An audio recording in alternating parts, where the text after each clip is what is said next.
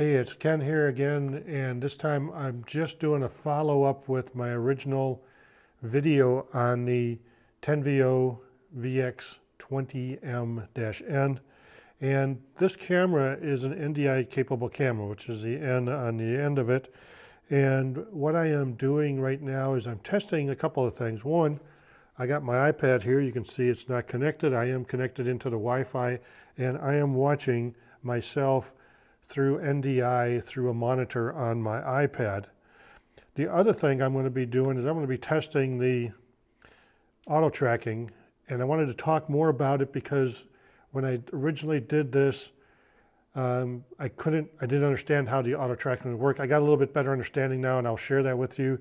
And thirdly, this microphone is actually connected to the back of this camera, and the audio is coming through the HDMI into my iPad or ATEM Mini Extreme, and that's the audio that we are hearing right now. There is no other audio coming through, so I'm just sharing that and testing it at the same time. So let's follow along here, and I'm going to be watching, and you can see my iPad there. Hey, if you like what you're seeing, please subscribe, like, share, leave comments, tell me how I'm doing. I appreciate all the input. Otherwise, let's get back to the video. And it is nearly synced live with what I'm doing here. So what I'm watching is almost as fast as I'm doing this. NDI is quite quick. And again, it's going through NDI into here, but that's also going into my system and being recorded as I'm doing this. So it's actually going in HDMI to my system.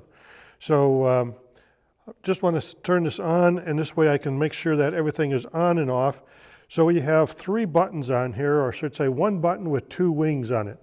The middle button says AI, that's the auto tracking on, and I can hit that, and you can see it's exiting auto tracking, or I can hit it and it's going to go to auto framing, which is on the right hand side of the button. And then the left hand side is the presenter tracking. So if I do the auto tracking, you can see it follows me, and it kind of keeps a nice smooth pace with me. And then as I stop, it'll eventually kind of catch up and set me in there.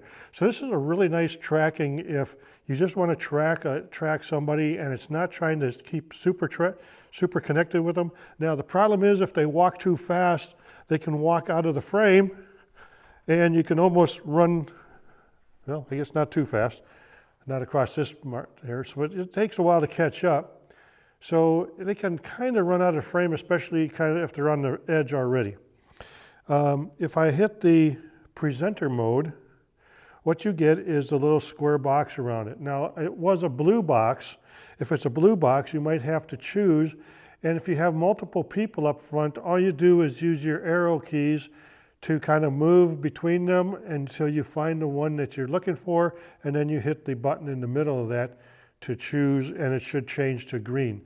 Now that will track that individual. And now you can see that it's keeping me more in the middle of the frame instead of allowing me to go a little bit outside the middle area.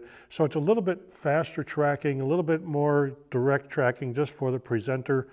And so that helps kind of keep an idea on it. So again, if I switch over to auto framing, you can see it kind of keeps me in the frame, but it goes a little bit slower. It allows me to walk a little bit further. I can kind of keep a little bit more movement, and it doesn't chase it drastically. It kind of allows it to go a little bit at a time.